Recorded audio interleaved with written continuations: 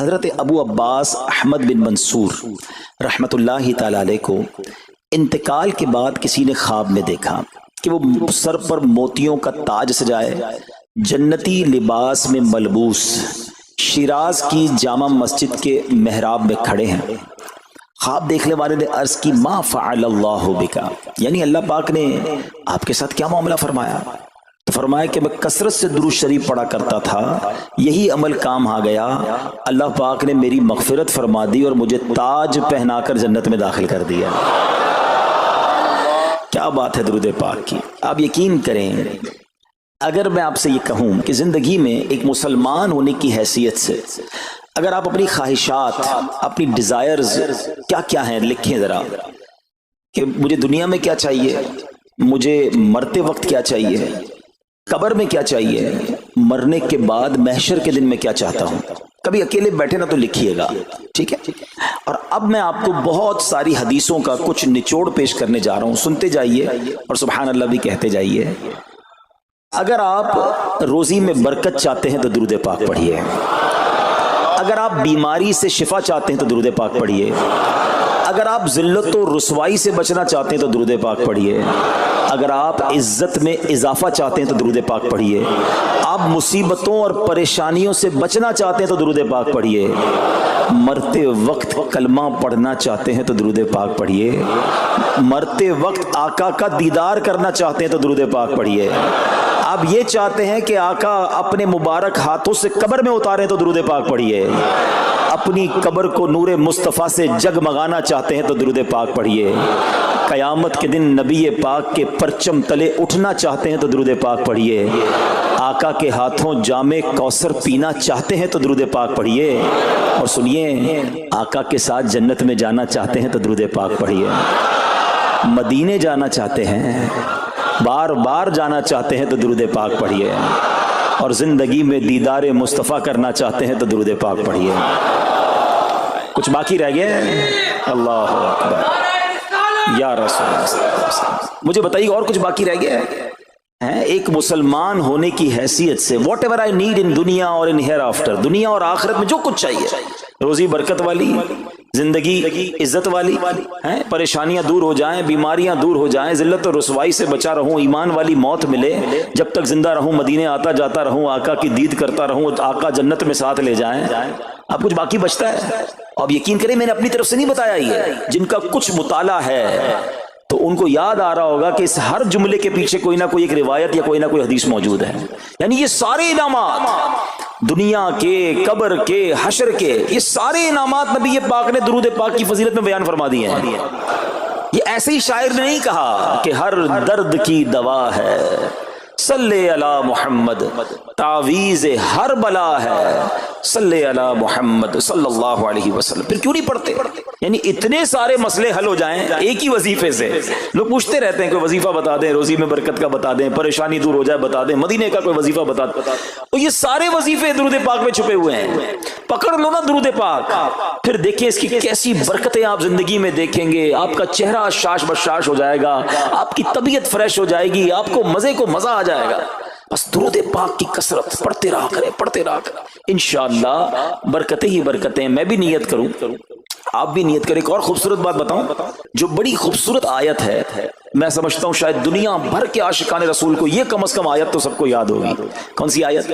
ان اللہ وملائکتہ یصلون علی النبی یا ایھا الذین آمنوا صلوا علیہ وسلموا تسلیما۔ مل کر درود پاک، اللہم صل علی سیدنا ومولانا محمد طب القلوب ودوائها وعافیت الابدان وشفائها ونور الابصار وضیائها وعلی آلہ وصحبہ وبارک وسلم۔ اب یہ جو آیت درود ہے نا، شعبان کے مہینے میں نازل ہوئی ہے، تو چلو نیت کر لیں انشاءاللہ اب سے روزانہ کثرت سے درود پاک پڑھیں گے انشاءاللہ۔ آئیے مل کر محبت کے ساتھ ایک بار پھر درود پاک، صلو علی الحبیب صلی اللہ تعالی علی محمد صلی اللہ علیہ وسلم۔ مشہور صحابی حضرت ابو ہریرہ رضی اللہ تعالیٰ عنہ فرماتے ہیں کہ ایک مرتبہ میں رسول اکرم نور مجسم صلی اللہ تعالی علیہ وآلہ وسلم کی اقتداء میں نماز عشاء پڑھ کر واپس جا رہا تھا۔ میں نے دیکھا کہ ایک عورت اپنے آپ کو پوری طرح ڈھانپ کر سڑک کے ایک کنارے پر کھڑی ہے اور اس نے مجھے پکارا کہ اے ابو ہریرہ ذرا میری بات سنو. آپ کہتے ہیں میں قریب گیا, میں خلاصہ عرض کر رہا ہوں. تو اس عورت نے کہا کہ مجھ سے بہت بڑا گناہ ہو گیا ہے, کیا میری توبہ قبول ہوگی؟ حضرت ابو ہریرہ نے اس سے سوال کیا کہ کیا گناہ ہو گیا؟ اس نے گناہ کی تفصیل بتائی, کافی بڑا گناہ تھا. آپ نے کہا کہ تو ہلاک ہو گئی اور تو نے دوسروں کو بھی ہلاکت میں ڈال دیا, اتنا بڑا گناہ کیا, اب تم توبہ کی امید رکھتی ہو؟ اللہ پاک کی قسم تیری توبہ قبول نہیں ہوگی. جب آپ نے یہ کہا تو وہ عورت خوف خدا سے کانپنے لگی اور اتنا زور سے کانپی کہ کانپتے کانپتے وہ بے ہوش ہو گئی. آپ نبی پاک کی بارگاہ میں آ گئے. اب آپ کو خیال آیا کہ یار میں نے اس کو کہہ تو دیا, مگر میں نے اللہ کے نبی صلی اللہ تعالی علیہ وسلم سے مشورہ تو نہیں کیا, پیارے آقا سے پوچھا تو نہیں. اب آپ نبی پاک علیہ الصلوۃ والسلام کی بارگاہ میں آئے اور آقا سے عرض کی کہ حضور ایسا ایسا ہوا اور ایک عورت مجھے ملی اور اس نے مجھے اپنا گناہ بتایا. میں نے کہا اتنا بڑا گناہ, اب تیری توبہ قبول نہیں ہوگی. اللہ اکبر. جب نبی رحمت شفیع امت صلی اللہ تعالی علیہ وسلم نے یہ بات سنی تو فرمایا انا للہ و انا الیہ راجعون. اے ابو ہریرہ تو خود بھی ہلاک ہوا اور تم نے اس عورت کو بھی ہلاکت میں ڈالا, کیا تمہیں اللہ پاک کا یہ فرمان یاد نہیں؟ پھر نبی پاک علیہ الصلوۃ والسلام نے قرآن مجید فرقان حمید کی یہ آیت تلاوت کی. ذرا غور سے تلاوت سنیے گا. اللہ کریم ارشاد فرماتا ہے بسم اللہ الرحمن الرحیم الا من تاب وآمن وعمل عملا صالحا فأولئك يبدل الله سيئاتهم حسنات وكان الله غفورا رحيما. ترجمہ کنز العرفان. مگر جو توبہ کرے اور ایمان لائے اور اچھا کام کرے تو ایسوں کی برائیوں کو اللہ نیکیوں سے بدل دے گا اور اللہ بخشنے والا مہربان ہے. حضرت ابو ہریرہ نے جب یہ آیت کریمہ سنی اور پیارے آقا علیہ الصلوۃ والسلام کا یہ فرمان سنا تو آپ کو احساس ہوا کہ میں نے غلط مسئلہ بیان کر دیا ہے. آپ پر یہ احساس اتنا غالب ہو گیا کہ آپ مدینہ منورہ کی اب گلیوں میں آواز لگانے لگے. ایک عورت نے مجھ سے رات ایک مسئلہ پوچھا تھا, کوئی بتا سکتا ہے وہ عورت کون ہے؟ آپ سارا دن مدینے کی گلیوں میں آواز لگاتے رہے, مجھے اس عورت کا پتہ بتاؤ جس نے مجھ سے مسئلہ پوچھا تھا. اب رات ہوئی تو وہ عورت آپ کو کل والی جگہ پر پھر کھڑی مل گئی. آپ فوراً اس عورت کے پاس پہنچے, اسے نبی پاک کا فرمان سنایا اور کہا تمہیں مبارک ہو, اگر تم توبہ کرو گی تو اللہ تمہاری توبہ قبول فرما لے گا. اب یہ عورت اتنی خوش ہوئی کہ مارے خوشی کے کہتی ہے کہ میرا ایک باغ ہے, میں نے اپنے گناہ کے کفارے میں وہ باغ راہ خدا میں صدقہ کر رہی ہوں. یہ پورا باغ ہے ابو ہریرہ, میں اللہ کی راہ میں صدقہ کرتی ہوں. اللہ اکبر. اے میرے پیارے اسلامی بھائیوں, اس ایک واقعے میں ہمارے لیے بہت کچھ ہے. پہلے تھوڑا سا تربیت کے مدنی پھول ذرا سمجھیے کہ اتنی بڑی ہستی ہے سیدنا ابو ہریرہ رضی اللہ تعالیٰ, لیکن جیسے انہیں پتا چلا کہ میں نے یہ مسئلہ تو بیان کر دیا ہے مگر نبی پاک علیہ الصلوۃ والسلام سے پہلے اس کا حکم تو پوچھ لیتا, یہ ہمیں کیا درس دے رہا ہے کہ بغیر علم کے اپنی طرف سے شرعی مسئلہ بیان نہیں کرنا چاہیے. جو بغیر علم کے دینی مسئلے بتاتا ہے وہ خود بھی ہلاک ہوتا ہے اور دوسروں کو بھی ہلاکت میں ڈالتا ہے. ہاں میں بتاتا ہوں نا اس کا مسئلے کا حل کیا, حالانکہ خود کہیں پڑھا نہیں ہوتا. تو جب تک آپ کو علم نہیں ہے, آپ جانتے نہیں ہیں, تو کسی مسئلے کو بیان نہیں کرنا چاہیے. دوسری بات کہ اگر خدا نہ خواستہ کوئی غلط مسئلہ بتا بیٹھا یا بتا تو درست رہا تھا, بتاتے بتاتے غلطی کر بیٹھا, تو اسے چاہیے کہ ازالہ کرے, فوراً اس کا جو بھی ازالہ بنتا ہے وہ کرے. سیدنا ابو ہریرہ رضی اللہ عنہ کا ازالہ تو دیکھیں کہ آپ کو جیسے ہی پتا چلا کہ اصل مسئلہ یہ ہے, اب آپ مدینے کی گلیوں میں صدا لگا رہے ہیں, تلاش کر رہے ہیں, پورا دن ڈھونڈتے رہے اس خاتون کو کہ میری سے غلطی ہو گئی, میں نے اس کو غلط مسئلہ بتایا, تاکہ اس کو تلاش کر کے اس کو درست مسئلہ بتایا جائے. اللہ اکبر. صحابہ کرام کی ادائیں بھی کتنی نرالی ہوتی ہیں, اللہ ان کا صدقہ عطا فرما دے. اب ہوتا کیا ہے کہ کبھی کوئی غلط مسئلہ بیان ہو گیا یا بیان میں, مشورے میں, درس میں کوئی غلطی ہو گئی, غلطی پتہ چل جائے, اب شرم آتی ہے کہ کیسے کہوں مجھ سے غلطی ہو گئی ہے, میں تو اتنا بڑا مبلغ بن کے گیا تھا, میں نے تو جناب اتنے پبلک میں بیان کیا تھا, اب میں کیسے بتاؤں کہ جناب میں نے یہ غلط پڑھ دیا یا غلط بیان کر دیا. حضرت ابو ہریرہ سب سے زیادہ جن کو حدیثیں یاد ہے, مگر سچ بتائیں بات سمجھنے والی پتہ کیا ہے, جو لوگ یہ سمجھتے ہیں نا کہ یار غلطی ماننے سے عزت کم ہو جاتی ہے, سچ بتاؤ آج 1450 سال بعد حضرت ابو ہریرہ کا یہ واقعہ سن کے ہمارے دلوں میں ان کی عزت کم ہو رہی ہے, بڑھ رہی ہے؟ Simple is that. गलती मानने से इंसान जो है वो नीचा नहीं होता। अल्लाह मेरे पीर और मुर्शिद को सलामत रखे, जिनकी बरकत से लाखों उलमा बन गए हैं। मगर आप अपने मदनी मुज़ाकरे में अपने साथ उलमाए किराम, मुफ्तियाने किराम को बिठाते हैं, और अगर कोई तवज्जो दिलाता है तो लाइव चैनल पर आप फरमाते हैं कि ये मसला यूं नहीं यूं है। कोई इज्जत कम नहीं होती जनाब। तो सुभान अल्लाह, दो बातें सीखने को मिली कि पहले बताना ही नहीं है, अगर नहीं आता तो अपनी बड़ाई मारने के लिए बंदा कहते मुझे नहीं मालूम, वल्लाहु आलम मैं नहीं जानता। और अगर आपको लगता है मैं सही बता रहा हूं और फिर बाद में कोई तवज्जो दिला दे कि आपने गलती की है, तो फिर उसको बिल्कुल माने भी और उसका इजाला करें। अच्छा, अब उलमाए किराम ने बड़े प्यारे तरीके बताए। पहले तो ज़ाहिर ये था कि भाई पब्लिक में बयान किया तो पब्लिक में जाकर या गलियों में जाकर आपने ऐलान किया। अब तो सोशल मीडिया का जमाना है, कुछ वीडियो बना के डाल रहे होते हैं, इंस्टाग्राम तो ट्विटर तो पता नहीं क्या क्या चीजें, मोबाइल फोन, फेसबुक, यूट्यूब, तो अब गलत गलत मसले लोग शेयर कर रहे हैं। एक ये बड़ा मसला पता है क्या हो गया, हमारे मोबाइल पे जैसे ही कोई वीडियो क्लिप आया, किसी का भी आया, या कोई पोस्ट आ गई, कोई फजीलत ही आ गई, ना चेक करना है ना कुछ करना है, उसको फौरन फॉरवर्ड कर देना है। हालांकि उसमें बाज़ औक़ात गलत मसले होते हैं, बाज़ औक़ात गलत हदीसें होती हैं, हमें पता ही नहीं होता, हम समझते हैं आगे शेयर कर दें। अच्छा, शेयर करने वालों का भी बड़ा मसला है। अगर कोई वजीफा, कोई नफल, कोई भी चीज है, खुद पढ़नी नहीं है, आगे 100 लोगों को भेज देनी है, पहले खुद तो पढ़ो। अच्छा, खुद भी पढ़ने से पहले कहां चेक करवाया? तो प्लीज, ये शरीयत के मामलात हैं, इसमें बड़ी गलती हो सकती है। तो अगर आपको कोई भी चीज शेयर करनी है तो बेस्ट ऑप्शन ये है कि दावत-ए-इस्लामी.net, ये दावत इस्लामी की वेबसाइट है, उस पर एक गैलरी का ऑप्शन है, आप वहां जाइए, वो मुफ्तियाने किराम से चेक हुई पोस्टें पड़ी हुई हैं, आप वहां से पोस्ट उठाएं, उसको शेयर कर दें, बिंदास करें, कोई टेंशन नहीं है, क्योंकि वो उलमा ने चेक की हुई है। मगर हर आने वाली पोस्ट, हर आने वाली वीडियो को आगे बढ़ा देना, तो मशवरा यही है कि ये बड़ा सख्त मामला है। क्योंकि याद रखिए, कुरान मजीद फुरकान हमीद में अल्लाह ताला इरशाद फरमाता है, वमन अज़लमु मिम्मन इफ्तरा अलल्लाहि कज़िबन, और उससे बढ़कर जालिम कौन जो अल्लाह पर झूठ बांधे। अच्छा, इसके बारे में उलमा फरमाते हैं कि अल्लाह पर झूठ बांधने वाला सबसे बड़ा जालिम है। जब हम किसी को दीनी मसला बताते हैं तो उसका मतलब क्या होता है कि अल्लाह ने फरमाया या अल्लाह के हबीब अलैहिस्सलाम ने फरमाया। इसका मतलब अगर वैसा नहीं है तो ये अल्लाह पर झूठ बांधना हो गया ना। हमने तो कहा मुझे तो पता नहीं था, किसी ने पोस्ट भेजी थी, किसी ने बताया था, अच्छा मैंने कहीं सुना था। अब कई लोगों की तो आदत पता क्या है, उनके साथ बैठो ना थोड़ी देर थोड़ी बात कहेंगे, अल्लाह ये फरमाता है, अल्लाह ने कुरान में ये फरमाया, पूछो किधर फरमाया, बोला ये नहीं पता, अल्लाह कुरान में ही कहता है। भाई कहां कहता है बताओ ना, आयत दिखाओ। अल्लाह ने फरमाया ये करना चाहिए, भाई कहां फरमाया? अपनी तरफ से। अच्छा, क्योंकि कहीं सुना था, कहीं दोस्तों की महफिल में आधी बात याद थी। अरे डरना चाहिए कि मैं कैसे कह दूं कि अल्लाह ने फरमाया, मैं कैसे कह दूं नबी पाक अलैहिस्सलाम ने फरमाया, जब याद नहीं, पढ़ा नहीं। अमीर अहले सुन्नत की आपने एहतियात देखी है, आप हदीस की किताब मंगाते हैं कि पूरा देख कर पढ़ते हैं, मगर यहाँ तो अपनी मर्जी से चल रहा है मामला। खुदा के वास्ते हम समझ रहे सवाब कमा रहे हैं, और ऐसा ना हो कि गुनाह जारिया वाले काम हो रहे हो। तो मैंने आपको आसान हल बता दिया कि दावत इस्लामी के जो ऑफिशियल सोशल मीडिया के पेजेस हैं, अगर आपको शौक है तो वहां से कोई पोस्ट उठा लें, वहां से कोई चीज उठाएं और उसको शेयर करें। बाकी खुदारा इन कामों को अपनी मर्जी से आगे ना करें, कहीं हम गुनाहगार ना हो। तो एक बात तो हमें इस पूरे वाक़े से सैयदुना अबू हुरैरा रज़ियल्लाहु तआला को जो अंदाज, आपकी आजिज़ी, आपका इजाला करना, आपका उस औरत को तलाश करना, ये सिखा रहा है कि मसला गलत बयान करना कितना बड़ा मसला है। अल्लाह करे कि हम इसको समझें। अब दूसरी खूबसूरत बात, आए हाय, औरत का गुनाह है, बड़ा गुनाह है, मगर नबी पाक ने जो आयत बयान फरमा दी और जो उस तक पैगाम पहुंचाया कि तौबा कर लो, मेरा रब तौबा कबूल फरमा लेगा।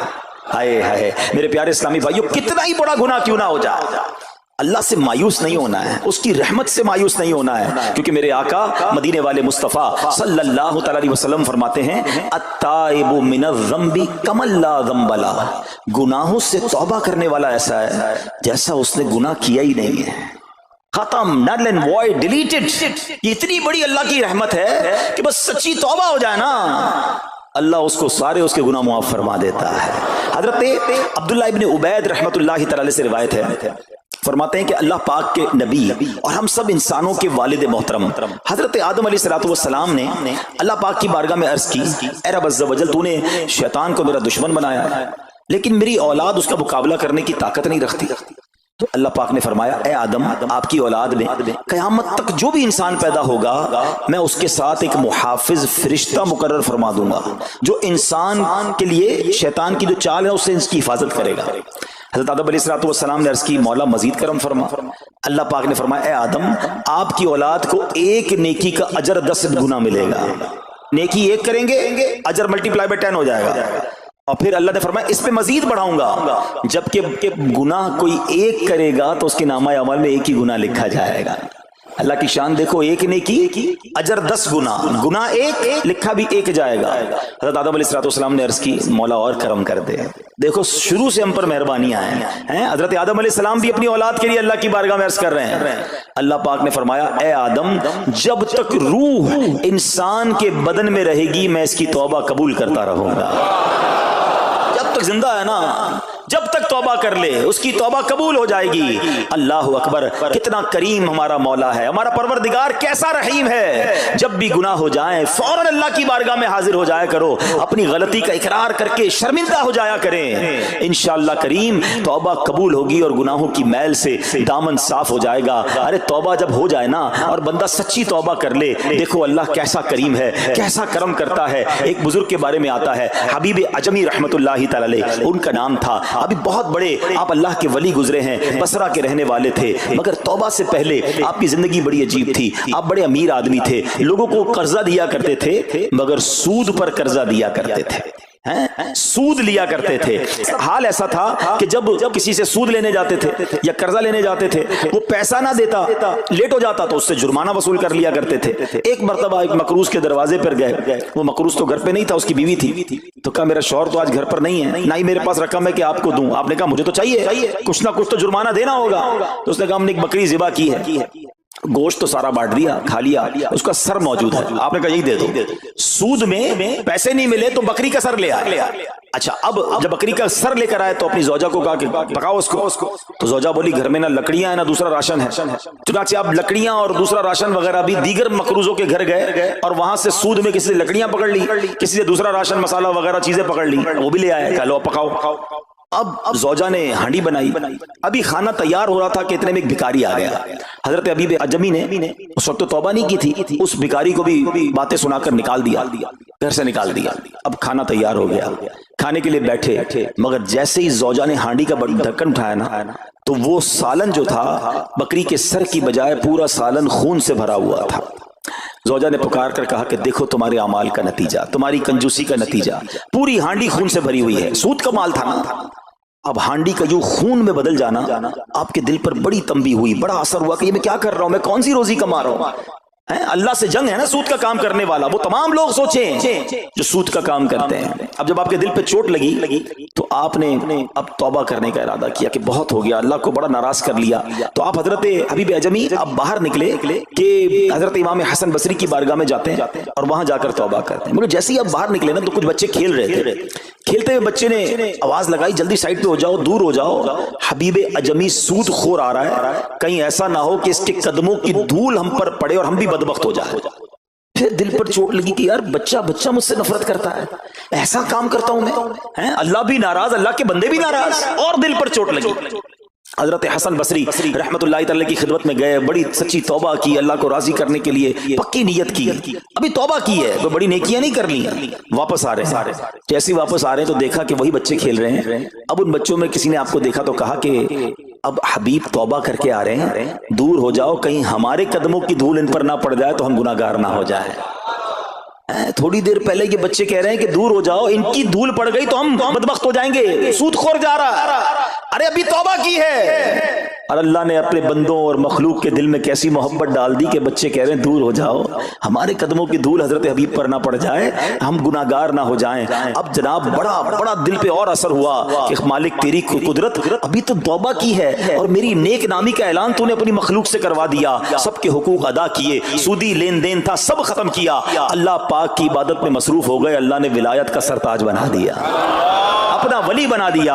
اے میرے پیارے اسلامی بھائیوں، یہ ہے توبہ، اللہ اکبر۔ اے میرے پیارے اسلامی بھائیوں، پتہ یہ چلا کہ عزت دوبارہ مل جاتی ہے، شرط صرف ایک ہے کہ آدمی صحیح راستہ اختیار کر لے۔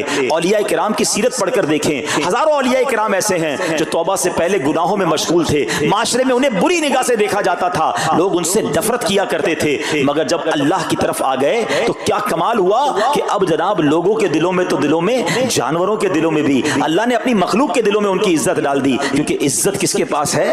رب کے پاس ہے۔ دلوں کا اختیار کس کے پاس ہے؟ وہ رب کے پاس ہے۔ آسمان ولایت کا ایک اور چمکتا ستارہ حضرت فضیل بن عیاض رحمت اللہ تعالی علیہ توبہ سے پہلے ڈاکو تھے، جی ہاں، آپ کتنا بڑا نام ہے ولیوں میں، مگر آپ ایک ڈاکو تھے. اور یہ کوئی کہانی نہیں، واقعی حقیقت ہے کہ رات کو جب بچہ سوتا نہیں تھا تو مائیں کہا کرتی تھی بیٹا سو جاؤ ورنہ فضیل ڈاکو آ جائے گا. جس راستے پر آپ ہوتے تھے لوگ ڈر کے مارے اس راستے سے نہیں گزرتے تھے، مگر جب آپ نے توبہ کی، جن کا مال لوٹا تھا واپس کیا اور سارے حقوق ادا کیے، نیک کاموں میں مصروف ہو گئے، اللہ کی عبادت میں لگ گئے. حضرت فضیل بن عیاض نے وہ وقت بھی دیکھا کہ وقت کا بادشاہ آپ کے دروازے پر کھڑا تھا اور انتہائی عاجزی سے عرض کر رہا ہے کہ حضور ملاقات کا وقت عطا فرما دیجئے. اللہ کی راہ پہ جو چل پڑے، سچی توبہ کر لے، اللہ پھر کیسی عزت عطا فرماتا ہے. حضرت بشر حافی کا واقعہ آپ کو یاد ہوگا. آپ توبہ سے پہلے شرابی تھے، شراب کے نشے میں دھت رہا کرتے تھے. بڑا خوبصورت واقعہ ہے کہ اللہ کے نام کی جب آپ نے تعظیم کی اور آپ کو یہ پیغام ملا کہ اے بشر تم نے ہمارے نام کو بلند کیا، ہم تمہارے نام کو بلند کریں گے، آپ نے توبہ کی، عبادت میں لگ گئے.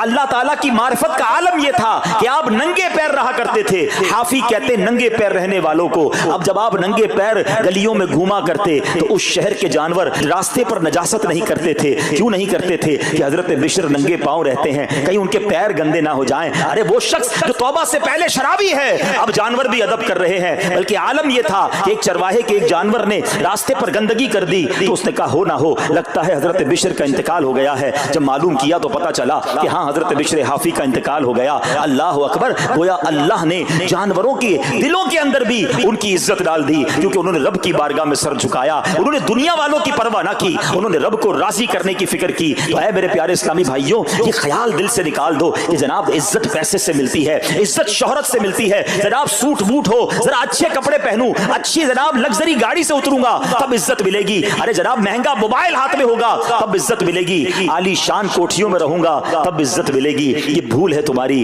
آؤ قرآن کیا کہتا ہے، عزت کہاں سے ملے گی، عزت کس کو ملتی ہے؟ اللہ قرآن میں فرماتا ہے من کان یرید العزت فللہ العزت جمیعا. اللہ کہتا ہے، قرآن فرماتا ہے جو عزت کا طلبگار ہو تو ساری عزت اللہ ہی کے پاس ہے، ساری عزت اللہ کے پاس ہے. وَتُعِزُّ مَن تَشَاءُ وَتُذِلُّ مَن تَشَاءُ بِيَدِكَ الْخَيْرُ. خدا کی قسم دنیا کی ساری دولت کسی کے پاس ہو، اس کے کروڑوں فالوورز ہوں، لوگ کہتے ہیں سوشل میڈیا پہ فالوور ہونے چاہیے. آج کل تو کسی کا مرتبہ